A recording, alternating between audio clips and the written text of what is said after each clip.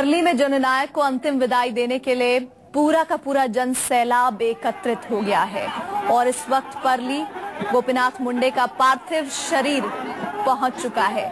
और हमारे साथ न्यूज़ 24 के एसोसिएट एडिटर राजीव रंजन भी जुड़े हैं। राजीव, ये भीड़ बताने के लिए काफी है कि कितना बड़ा कद सिर्फ और सिर्फ महाराष्ट्र की राजनीति में नहीं, बल्कि जो उन्हें एक बड़ी जिम्मेदारी कैबिनेट मिनिस्टर के तौर पर मिली थी, उसको लेकर बहुत सारी उम्मीदें थी और ये उम्मीदें ही हैं जो इस भीड़ में तब्दील हुई है। देखिए, भीड़ से गोपीनाथ मुंडे का 1971 से राजनीतिक लगाव है। 1971 में जो जनसंघ के प्रत्याशी थे, उनके प्रतिनिधि के तौर पर गोपीनाथ मुंडे ने अपना वहाँ काम शुरू किया, जो अब तक चला आ रहा है। और भीड़ में बहुत सारे घर ऐसे हैं, अगर आप वहाँ जाएं देखें तो लोग एक कमरे में भगवान की अगर तस्वीर रखते हैं तो दूसरे कमरे में गोपीनाथ मुंडे की भी रखते हैं। और वहाँ के लोग इतना लगाव गोपीनाथ मुंडे से रखते थे। और गोपीनाथ मुंडे खुद भी भीड़ से, परली जो जगह है वहाँ से इनकी बेटी पंकजा विधायक हैं। और गोपीनाथ मुंडे भीड़ में कोई ऐसा घर नहीं होगा, बहुत सारे घर होंगे, कम से कम हजारों की संख्या में घर होंगे जहां पर उन्होंने कन्यादान किया लोगों की शादियों में जा करके। और इसीलिए वो अक्सर से वहां जाया करते थे और हमेशा ये बात लोगों को बताते थे। और इसीलिए उन्हें जमीन से जुड़ा हुआ नेता कहा जाता है। हमारे साथ इंद्रजीत जुड़े हुए हैं परली से ही। इंद्रजीत, थोड़ी देर पहले हमने देखा कि अफरा तफरी हलचल काफी हो गई थी। खुद पंकजा आई मंच पर, उन्होंने जनता से अपील की। अभी क्या है वहाँ पर? इंद्रजीत, मैं आपके पास आऊंगी, लेकिन विनोद, अभी आप क्या देख रहे हैं वहाँ पर? देखिए, फिलहाल हम जो देख पा रहे हैं कि लाखों की भीड़ वहां पर आई है अपने अंतिम दर्शन के लिए, नेता के अंतिम दर्शन के लिए। ये जो भीड़ है वो सालों से कह रही थी कि Monday to Sunday Gopinath Munde. आज वही भीड़ कह रही है कि परत या गोपीनाथ राव परत या, यानी वापस आओ गोपीनाथ राव वापस आओ। ये भीड़ वहां पर पहुंची है। जैसे कि राजीव रंजन जी ने बताया कि भीड़ के हर घर में एक भगवान की तस्वीर होती है तो दूसरी तस्वीर गोपीनाथ मुंडे की होती है। पूरा मराठवाड़ा इस समय और पूरा महाराष्ट्र इस समय शोक सागर में डूबा हुआ है। लाखों कार्यकर्ता वहां पर भीड़ में पहुंचे हैं अपने नेता के अंतिम दर्शन के लिए। ये वो नेता था जिसने भारतीय जनता पार्टी को एक ब्राह्मणों की पार्टी समझा जाता था। शेरजी और भट्टी यानी व्यापारी और ब्राह्मणों की पार्टी थी। उस पार्टी को एक नया चेहरा दिया, मास बेस्ड लीडर, यानी दलित हो, पिछड़ा वर्ग हो, आदिवासी हो, वहां तक भारतीय जनता पार्टी को पहुंचाने का काम गोपीनाथ मुंडे ने किया, यहाँ पर महाराष्ट्र में किया है। 2009 में जब भाजपा शिवसेना युति जब चुनाव हार गई थी, तब वो मुंबई के अपने दफ्तर में पहुंचे थे। तब उनके कार्यकर्ताओं ने कहा था कि साहब हम हार गए। उन्होंने कहा कि क्या हुआ, 2009 में हम हारे हैं, लेकिन 2014 में हमारा सरकार आएगा, हम संघर्ष करेंगे। और वही संघर्ष वो करते हुए वहां पर नजर आ रहे हैं। देख सकते हैं कि पूरा परिवार वहां पर भावुक नजर आ रहा है। बड़ी बेटी पंकजा मुंडे भी है, दूसरी बेटी प्रीतम भी वहां पर है और तीसरी बेटी यशस्वी भी वहां पर मौजूद है, पूनम महाजन मौजूद है। तमाम बड़े नेता वहां पर आए हैं। लाखों की संख्या में भीड़ है। वक्त काफी कम बचा है, लेकिन हर कोई व्यक्ति चाहता है कि अपने लाडले नेता को एक बार वहां पर देखे। लोक नेता थे गोपीनाथ मुंडे। ये भीड़ ही बता रही है कि वहां पर जो नारेबाजी हो रही है कि वापस आओ गोपीनाथ राव वापस आओ, यही भीड़ वहां पर पहुंची है। आज ये भीड़ यहाँ पर आने वाली थी गोपीनाथ मुंडे के सत्कार समारोह के लिए, उसकी तैयारी चल रही थी, लेकिन सत्कार समारोह आज यहाँ पर मातम में बदलता हुआ नजर आ रहा है। जी राजीव, जैसे अभी विनोद बता रहे हैं, कितनी बड़ी विडंबना है भीड़ के लोगों के लिए, जिनके दिलों में एक तरफ जहां भगवान होते हैं तो दूसरी तरफ गोपीनाथ मुंडे होते हैं, जिनके सम्मान के लिए कार्यक्रम आयोजित होना था कि वो भीड़ से एक बार फिर से लोकसभा चुनाव जीते, वो इस तरह से शोक के कार्यक्रम में तब्दील हो जाएगा। इस बात को जज्ब करना, इस पर यकीन करना कितना मुश्किल होगा भीड़ की जनता के लिए। बिल्कुल प्रीति, अगर आप देखें जिस मंच पर गोपीनाथ मुंडे का अभिनंदन समारोह होना था और आज वहां पर उनका शव रखा गया है। जो लोग उनके अभिनंदन के लिए आने वाले थे आज उनकी शव यात्रा के लिए आए। और ये इतनी भारी भीड़ इसलिए है कि गोपीनाथ मुंडे कितने लोकप्रिय हैं, इसका अंदाजा खास करके उत्तर भारत के लोगों को तब लगेगा जब एक बार कोई भीड़ जाए या भीड़ के लोगों से मिले।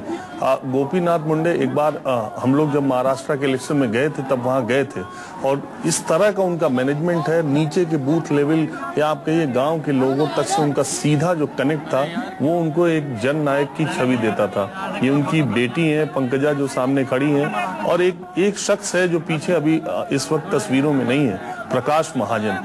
हर 4 साल पे अगर आप देखें 2000 वो प्रमोद महाजन के भाई हैं।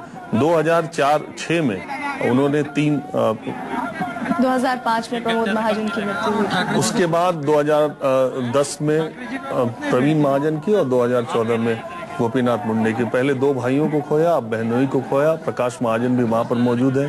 पूनम महाजन जो अभी लोकसभा का चुनाव जीती है उत्तर पूर्व मुंबई सीट से, वो भी वहां पर है। और कहा यह जा रहा था कि महाजन परिवार में जो एक कनेक्ट फिर से हो सकता है, फिर से ये परिवार इकट्ठा हो सकता है, इसकी ताकत सिर्फ गोपीनाथ मुंडे के हाथ में। दूसरी बात यह है कि गोपीनाथ मुंडे अभी जब परसों शाम को वो कुछ पत्रकारों से बातचीत कर रहे थे, उस वक्त हम लोग रूरल डेवलपमेंट मिनिस्ट्री गए थे, तब 3 पत्रकारों के साथ वो बात कर रहे थे, महाराष्ट्र के इलेक्शन के बारे में बात कर रहे थे। और परसों की रात को मतलब सोमवार की रात 1-1:30 बजे तक उन्होंने लोगों से बातचीत की और 1-1:30 बजे के बाद वो सोने के लिए गए और सुबह 5 बजे उठ गए थे, मतलब 2.5-3 घंटे। और लोग कहते हैं कि गोपीनाथ मुंडे का यही रूटीन हुआ करता था और उनको बीट जाने की हमेशा इतनी जल्दी रहती थी कि जब से यहाँ मंत्री बने थे उन्होंने अपने अधिकारियों से कहा था कि शायद ये सबसे लंबा दौर होने जा रहा है जब मैं बीट नहीं जा पा रहा हूँ, मैं यहाँ पर व्यस्त हूँ। 2 बार मुंबई गए, मुंबई से वापस आ गए, लेकिन बीट नहीं जा पाए। तो बीट जाने की उनको जल्दी थी। कल की 7 बजे की फ्लाइट थी, उनको फिर आज वापस आना था और आज की जो संसद की कार्यवाही इसमें होना था। और देखिए वक्त का ऐसा तकाजा कि जहां वो आना था, आज उनकी श्रद्धांजलि की वजह से संसद की कार्यवाही नहीं चल पाई। तो अब 2 बजे के करीब होना। और मैं एक बात और कि उनकी लोकप्रियता मास और क्लास दोनों में इतनी थी कि बीड में आज मुझे लगता है 1 दर्जन से ज्यादा हेलीपैड बनाए गए हैं, बाकी लोग जो वहां पहुंचेंगे। आपने अभी एक बात कही कि अगर कोई गोपीनाथ मुंडे की लोकप्रियता को समझना चाहता है तो वो एक बार बीड होकर आए तो वो अंदाज लगा पाएगा। विनोद के पास हम एक बार फिर से चल लेते हैं। विनोद, ये बात बिल्कुल सही है, बीड की जनता आज जिस तरह से एकत्रित हुई है, या फिर पूरा मराठवाड़ा का जो पूरा इलाका, उद्धव ठाकरे इस बीच अपने दर्शकों को बता दें, तस्वीरों में दिखाई पड़ रहे हैं, पहुंच गए हैं। और उद्धव ठाकरे की मौजूदगी ये बताने के लिए काफी कि बड़ी भूमिका गोपीनाथ मुंडे ने बीजेपी और शिवसेना के गठबंधन को इस मुकाम तक पहुंचाने में निभाई है। और जानने वाले तो यहाँ तक कहते हैं कि जिस तरह के दबाव, जिस तरह की तल्खी बीच बीच में आती रही शिवसेना और बीजेपी के बीच में, उसे एक समझदार व्यक्ति के तौर पर किसी ने सुलझाया तो वो गोपीनाथ मुंडे थे। और गोपीनाथ मुंडे से पहले ना कोई था और ना कोई बाद में है। तो इस गठबंधन को लेकर भी बहुत महत्वपूर्ण होने वाला है भविष्य गोपीनाथ मुंडे की गैर मौजूदगी में। विनोद हमारे साथ जुड़े हैं। विनोद, फिलहाल क्या चल रहा है वहां पर? देखिए, शिवसेना के पक्ष प्रमुख उद्धव ठाकरे वहां पर पहुंचे हैं। उनके जो सबसे प्रिय दोस्त थे गोपीनाथ मुंडे, उनको अंतिम मानवंदना देने के लिए वो वहां पर पहुंचे हैं। महाराष्ट्र में 25 सालों से शिवसेना बीजेपी का गठबंधन है। इस गठबंधन की सबसे अहम कड़ी थी गोपीनाथ मुंडे। इससे पहले कड़ी थी प्रमोद महाजन, लेकिन उनका देहांत 8 साल पहले हुआ। उसके बाद गोपीनाथ मुंडे के हाथों में सारी पार्टी, महाराष्ट्र के बीजेपी के सारे सूत्र उनके हाथों में थे। 3 महीने बाद होने वाले विधानसभा में उन्हें बतौर पार्टी का मुख्यमंत्री के तौर पर बीजेपी पेश भी करने वाली थी। गोपीनाथ मुंडे और मातोश्री का नाता एक माँ बेटे का जैसा नाता था, क्योंकि वो शिवसेना सुप्रीमो बाला साहब ठाकरे को अपने माँ और बाप से भी ज्यादा मानते थे। उनका ये कहना था कि मुझे सबसे ज्यादा प्यार प्रमोद महाजन के बाद किसने दिया है, या प्रमोद महाजन के साथ जिसने प्यार दिया है वो शिवसेना सुप्रीमो थे। उद्धव ठाकरे खुद वहां पर पहुंचे हैं। राज ठाकरे भी थोड़ी देर में बीड वहां पर पहुंचने वाले हैं। अभी भी जो हमें जानकारी मिल रही है कि बीड में फिलहाल 44 डिग्री सेल्सियस का तापमान है, काफी कड़ी धूप है। इसी धूप में भी हजारों कार्यकर्ता, लाखों कार्यकर्ता यहाँ पर अपने लाडले नेता की अंतिम विदाई के लिए वहाँ पर पहुंचे हैं। कई ऐसे घर हैं बीड में, बीड जिले में, मराठवाड़ा में, जहाँ पर आज दोपहर का चूल्हा वहाँ पर लोगों ने नहीं जलाया है। क्या बच्चे, क्या बूढ़े, क्या औरतें, सभी गरीब से तबके के लोग वहां पर पहुंचे हैं गोपीनाथ मुंडे को अंतिम विदाई देने के लिए। देख सकते हैं कि लगातार भीड़ यहां पर बढ़ती जा रही है और 2 बजे का वक्त है मुखाग्नि का। बड़ी बेटी पंकजा मुंडे पालवे यहाँ पर अपने पापा को मुखाग्नि देंगी। गोपीनाथ मुंडे की 3 बेटियां, साथ में उनकी पत्नी भी वहाँ पर मौजूद है। परिवार के अन्य सदस्य भी वहाँ पर मौजूद है। जी तो तस्वीरों में अभी आप देख रहे हैं उद्धव ठाकरे को, और वो वहां पहुंचे हैं श्रद्धांजलि अर्पित करने के लिए। और गोवा के मुख्यमंत्री मनोहर पर्रिकर भी यहां पहुंचे हैं। तमाम दिग्गज। राजीव, मेरे लिहाज से अगर मैं ये समझूं तो मुझे नहीं लगता कि कोई ऐसा नेता है जिनके मन में गोपीनाथ मुंडे जैसी शख्सियत के लिए आदर सत्कार नहीं होगा। कम से कम मैं सिर्फ और सिर्फ अगर बीजेपी की बात करूं, और ये तस्वीरों से भी जाहिर हो रहा है, कोई ऐसा नेता नहीं है जो उनके इस शोक समारोह में शिरकत नहीं किया है। देखिए, गोपीनाथ मुंडे के बारे में एक बात जो विनोद ने कही कि भारतीय जनता पार्टी जिस तरह से अगड़ों की पार्टी एक समय में मानी जाती थी, गोपीनाथ मुंडे उसका ओपीसी एक ऐसा चेहरा बन करके उभरे थे। और उनका जो लाइफ स्टाइल, उनकी जो बातचीत का तरीका इतना सिंपल और इतना मास को कनेक्ट करने वाला था। आपको मैं बता दूं, उनको गर्दन में एक बार चोट लग गई थी जब वो मंच पर बैठे हुए थे और मंच टूट गया था। उसके बाद उनके गर्दन की सर्जरी हुई तो वो पूरा मुड़ के देख नहीं पाते थे। कल भी जो एक्सीडेंट हुआ उसमें उनको गर्दन में चोट हुई और जो पोस्टमार्टम रिपोर्ट में आया, उसके बाद से गोपीनाथ मुंडे ने उनको किसी ने बताया। अब ये भी एक देखिए कि वो हमेशा मुंबई या बीड लेक्सस गाड़ी आती है। 2002 से वो लेक्सस गाड़ी से चलते थे, क्योंकि वो कहते थे कि गर्दन में उनकी जो स्थिति है और उनके उससे चलने की वजह से नितिन गडकरी ने को भी गर्दन में दिक्कत है स्पॉन्डिलाइटिस की, तो उन्होंने भी लेक्सस ली थी। तो हर 3 साल पे वो चेंज कर देते थे और गाड़ियों के प्रति बहुत सतर्क रहते थे कि ये सुरक्षा की दृष्टि से, क्योंकि एक बार उनका एक्सीडेंट हुआ था, पैर टूट गया था। तो लेकिन कल जब वो SX4 में बैठे, उसके पहले वो मुझे लगता है कि जब से मंत्री बने थे 2-3 बार ही SX4 गाड़ी जिसमें कल उनका एक्सीडेंट हुआ उसमें 2 दिन शायद 2 बार बैठे हैं, ऐसा उनका। तीसरी बार कर बैठे थे और एक्सीडेंट हो गया। जो आदमी गाड़ी को लेकर इतना सतर्क रहता था, एक्सीडेंट प्रोन था, 2 बार एक्सीडेंट हुआ, एक बार गर्दन टूट गई, एक बार पैर टूट गया, उस आदमी की एक्सीडेंट में ही इस तरीके से मौत हुई है। दूसरी बात यह कि बीड में मुझे नहीं लगता कि आज बीड में और खास करके परली में कोई ऐसा घर होगा जहां खाना बनेगा, इस बात की गारंटी है। विनोद भी बता रहे थे वो इतने लोकप्रिय थे। परली से उनकी बेटी विधायक है, बीड से वो MP है। मुझे नहीं लगता कि आज उस इलाके में, परली में खास तौर पर खाना बनेगा। और मैं बार बार ये कह रहा हूँ कि उत्तर भारत के लोग जो गोपीनाथ मुंडे को उस तरीके से नहीं जानते, हिंदी भाषी क्षेत्र के लोग, उनके लिए बहुत आश्चर्य की बात होगी कि कोई एक ऐसा नेता भी है जिसको दूसरे तरीके से भी जाना जाता है। कई बार ये कहा जाता है कि बालासाहब, भारतीय जनता पार्टी और शिवसेना की युति नहीं थी, गठबंधन नहीं था, ये बाला साहब ठाकरे, गोपीनाथ मुंडे और महाजन का गठबंधन था, जो महाजन के न रहने के बाद सोल्ली गोपीनाथ मुंडे निभाते थे। उस परिवार में बाला साहब ठाकरे, उद्धव ठाकरे से गोपीनाथ मुंडे के ऐसे संबंध थे जो ये गठबंधन चलता रहा था। तो एक शून्य जरूर महसूस कर रहे होंगे महाराष्ट्र के तमाम बीजेपी और शिवसेना के नेता, क्योंकि एक बड़ी भूमिका निभाते रहे हैं गोपीनाथ मुंडे। इस वक्त मंच पर राजीव प्रताप रूडी और पंकजा, जो कि उनकी बेटी हैं और परली से विधायक हैं, हमारे साथ विनोद बने हुए हैं। विनोद, आप बता रहे हैं कि अभी धीरे धीरे और भी लोग आएंगे, राज ठाकरे के भी पहुंचने की जानकारी है।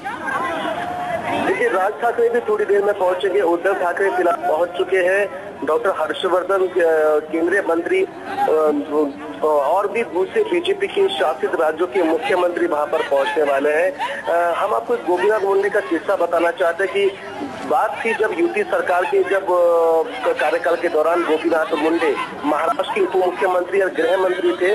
महाबलेश्वर में भारतीय जनता पार्टी का एक शिविर होने जा रहा था। तब गोपीनाथ मुंडे किसी कारण वो बाय रोड नहीं जा पा रहे थे। उन्होंने एकनाथ खड़से, जो प्रतिपक्ष के नेता है महाराष्ट्र को, उनको साथ में लेकर वो हेलीकॉप्टर से चले गए। हेलीकॉप्टर में जब वो उड़ान भरी तब मौसम गिरा और उन्होंने पायलट से कहा कि आप कहीं भी लैंड करो। पायलट ने एक जंगल में एक जगह पर सेफली वहां पर हेलीकॉप्टर लैंड किया, जिसके बाद जंगल से करीब 8 से 10 किलोमीटर का पैदल रास्ता चलते गोपीनाथ मुंडे बिना सिक्योरिटी के वहां से आगे गए और एक सामान्य व्यक्ति की गाड़ी में बैठकर वो महाबलेश्वर पहुंचे। जिस गाड़ी में बैठे थे उस आदमी को भी काफी खुशी हुई कि महाराष्ट्र का उप मुख्यमंत्री हमारे साथ जा रहा है। तो गोपीनाथ मुंडे हर किसी व्यक्ति को अपना मानते थे, कभी भी उनके ऊपर हम उस आदमी को भी काफी खुशी हुई कि महाराष्ट्र का उप मुख्यमंत्री हमारे साथ जा रहा है। तो गोपीनाथ मुंडे हर किसी व्यक्ति को अपना मानते थे, कभी भी उनके ऊपर हम जैसे पत्रकार कभी भी उनके खिलाफ कुछ भी लिखे, कुछ भी दिखाए, फिर भी वो उनके पास जाने के बाद वो कंधे पर हाथ रखते थे और पूछते थे कि भाई क्या चल रहा है, कैसे हो आप? वो ये मानते थे कि दोस्ती अपनी तरफ, राजनीति अपने तरफ। इसीलिए देख सकते हैं कि ये जो भीड़ आई है वो गोपीनाथ मुंडे के जैसे कि लोक नेता को वहां पर देखने के लिए, अंतिम दर्शन के लिए वहां पर पहुंची है। गोपीनाथ मुंडे यानी बीजेपी महाराष्ट्र में, और महाराष्ट्र में बीजेपी मतलब गोपीनाथ मुंडे, क्योंकि महाराष्ट्र के हर गली, हर शहर, हर गांव की, हर कार्यकर्ता की जानकारी रखने वाले महाराष्ट्र के दो ही नेता हैं जिसमें शरद पवार के बाद नाम आता है गोपीनाथ मुंडे का। मंच पर कुछ हलचल हो रही है, कौन पहुंचे हैं अभी? जी, जहां पर गोपीनाथ मुंडे के पार्थिव शरीर को रखा गया है वहां पर एक एक कर लोग पहुंच रहे हैं। विनोद, मैं आपके पास दोबारा आऊंगी, एक ब्रेक के लिए हमें रुकना होगा, लेकिन अंतिम यात्रा चल रही है इस वक्त सीधे आपको तस्वीरें दिखाते हैं बीड संसदीय क्षेत्र के गांव परली की, जहां पर गोपीनाथ मुंडे के अंतिम संस्कार से पहले का जो कार्यक्रम, उनके अंतिम दर्शनों के लिए पार्थिव शरीर को रखा गया है और एक एक कर वहां समर्थक एकजुट हो रहे हैं। ब्रेक से पहले हम बातचीत कर रहे थे 3 तारीख की। 3 तारीख मुंडे महाजन परिवार के लिए हमेशा से दुख लेकर आई है।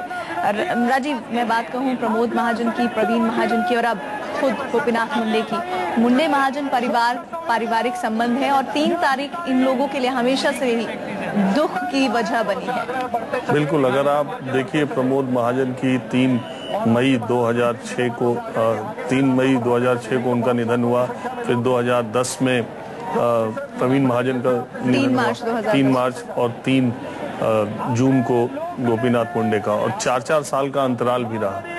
तो इन लोगों की और ऐसी डेथ इन तीनों इस परिवार में ऐसी हुई जिसकी कल्पना नहीं की जा सकती थी। ब्रेन हेमरेज से प्रवीण महाजन, प्रमोद महाजन को खुद उनके भाई ने गोली मार दी, और कल जैसा एक्सीडेंट हुआ था गोपीनाथ मुंडे का, एक कैबिनेट मिनिस्टर का ऐसा एक्सीडेंट दिल्ली में शायद इसके पहले कभी नहीं हुआ था। और उनके पीएसओ की अगर माने और उनके स्टाफ के लोगों की बात माने तो उन्होंने पीएसओ को अपनी गाड़ी में लेने से मना कर दिया था, और साथ ही साथ उन्होंने एस्कॉर्ट को भी मना कर दिया था कि मुझे एयरपोर्ट तक जाना है, कोई सिक्योरिटी की जरूरत नहीं है। एक पीए और एक ड्राइवर अपने खुद पीछे बैठ गए थे। तो अब जिसका जब वक्त मुकर्रर हो कहते हैं ऊपर से, तो ऐसा ही कुछ लगता है कि गोपीनाथ मुंडे के साथ ऐसा ही हादसा होना था। जिन रास्तों से वो रोज आया जाया करते थे, आडवाणी जी का घर उसी रास्ते पर है, उसी रोड पर, और वहीं ऐसा एक्सीडेंट हुआ सुबह सुबह ही, और वो हॉस्पिटल जाने से पहले ही चल बसे। वाकई में ये परिवार के लिए दुख की घड़ी है, और अगर बीते 1 दशक की बात करें तो 3 लोगों को मुंडे महाजन परिवार ने खोया है, और तीनों ही परिवार के मुखिया। और 3 तारीख को लेकर प्रमोद महाजन की पत्नी सारंगी महाजन ने भी कहा कि ये हमारे लिए दुख की वजह हमेशा से बनी है। विनोद हमारे साथ जुड़े हुए हैं परली से। विनोद, अभी क्या चल रहा है वहाँ पर? देखिए, अभी भी लोगों का तांता वहीं पर आ रहा है, जनसागर वहां पर लौटा, यहाँ पर आया है अपने नेता के अंतिम दर्शन के लिए। अभी थोड़ी देर में वहां पर जो दिल्ली से आए वो नेता जो निकले हैं वो वहां पर पहुंचने वाले हैं, जिसमें अगर बात करें तो कई राज्यों के मुख्यमंत्री हैं, केंद्रीय स्वास्थ्य मंत्री डॉक्टर हर्षवर्धन हैं। आप तस्वीरों में यहाँ पर हम देख रहे हैं कि यहाँ पर लगातार लोग, जो भी है, बस है, टेम्पो है, ट्रक है, जो भी गाड़ियां मिल रही है उस गाड़ी से मराठवाड़ा के तमाम छोटे बड़े तबकों से, गांवों से लोग यहाँ पर दर्शन के लिए पहुंच रहे हैं। वहाँ पर जो करीब 15 हेलीपैड बनाए गए हैं, वहाँ पर अभी जो दिल्ली से नेता चले हैं उनके अंतिम दर्शन के लिए, यहाँ पर उनके अंतिम संस्कार के लिए वो थोड़ी देर में वहाँ पर पहुँचने वाले हैं। पूरे परली शहर में पोस्टर्स लगाए गए हैं, और कुछ पोस्टर्स पे लिखा भी गया है कि आप लौट के वापस आइए, लेकिन जो जाने वाले हैं वो कभी लौट कर नहीं आते हैं। आती है तो बस उन नेताओं की, लोक नेता की याद वापस आती है, जो गए हैं वो वापस लौट के नहीं आते। तमाम परली और बीड शहर में फिलहाल दुख का माहौल वहाँ पर बना हुआ है। लोग हैं वो लगातार यहाँ पर आए हैं। एक अंदाज से अभी हमारी बात हुई, करीब 4 लाख से भी ज्यादा लोग फिलहाल वहाँ पर मौजूद हैं, और हजारों लोग गाड़ियों में फिलहाल वहाँ पर पहुँच रहे हैं, क्योंकि 2 बजे का समय है मुखाग्नि देने का। तो लगातार लोगों की भीड़ है वो वहाँ पर बढ़ती जा रही है। जी राजीव, 16 तारीख को नतीजे आए, 26 तारीख को शपथ ग्रहण समारोह हुआ, बहुत खुशी से गदगद थी पूरी बीजेपी। और ऐसे मौके पर 3 तारीख की सुबह कल ये खबर आना कि गोपीनाथ मुंडे का निधन हो गया है, एक बड़ी क्षति पर है इस वक्त बीजेपी, क्योंकि ये वो मोड़ था जिस मोड़ पर गोपीनाथ मुंडे जैसे नेताओं की, मंत्रियों की आवश्यकता है मोदी सरकार को। देखिए, 2 लाख से ज्यादा वोटों से जीते थे गोपीनाथ मुंडे। और इसके अलावा जो बार बार कहा जाता है बीजेपी के कद्दावर नेता थे, अखिल भारतीय विद्यार्थी परिषद में थे, भारतीय जनता युवा मोर्चा के महाराष्ट्र इकाई के अध्यक्ष भी रहे थे और इमरजेंसी के दौरान नासिक जेल में भी गए थे। ये तमाम चीजें उनके बारे में है। और गोपीनाथ मुंडे इस वक्त अगर आप देखें उन तस्वीरों को तो इससे पता चलता है कि कितने लोकप्रिय, बार बार उनकी लोकप्रियता की बात इसलिए कही जा रही है कि बीड़ में जिस तरह का उन्होंने अपना पूरा बनाया हुआ था, सारे लोगों से संपर्क, ये सारे लोग आपको दिखाई दे रहे हैं और उनके सामने से गुजर रहे हैं, एक झलक पाना चाहते हैं। और इसीलिए थोड़ी अफरा तफरी तब मची थी जब सुरक्षा कारणों की वजह से इन लोगों को आने नहीं दिया जा रहा था। ये तस्वीरें बताने के लिए काफी है कि गोपीनाथ मुंडे का महाराष्ट्र की राजनीति में, खासतौर पर बीड़